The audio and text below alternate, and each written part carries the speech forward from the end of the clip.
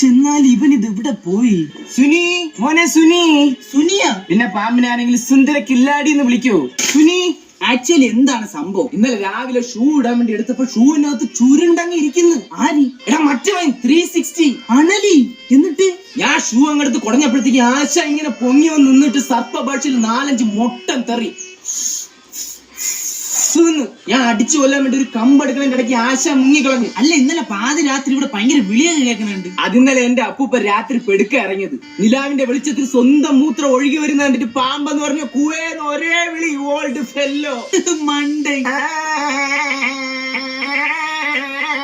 ഇതെന്തോന്ന് മകുടി? ഇതിന്റെ സൗണ്ട് കേട്ടെങ്കിൽ പാമ്പ് വിളി വന്നാലാ? മണ്ട, അതിന് പെൺപാമ്പിന്റെ സൗണ്ടിൽ വിളിക്കണം. പ്ലക്കാനാണെന്നെങ്കിലും പറഞ്ഞ അവൻ വെളിയിൽ വരൂല്ല. എന്താ അവിടെ ഒരു ശബ്ദം? വാ നോക്കാം.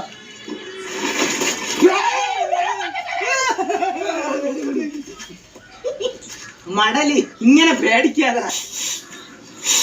പാമ്പലട പൊട്ടമ്മനെ. ഇവിടെ ഇവിടെ ഈ ലോകത്തിലെ ഏറ്റവും വലിയ പാമ്പേതാന്ന് അറിയും? നിന്റെ അച്ഛൻ സജി. രാത്രിയാകുമ്പോ എഴുതി വരൂല്ലോ വീട്ടില്.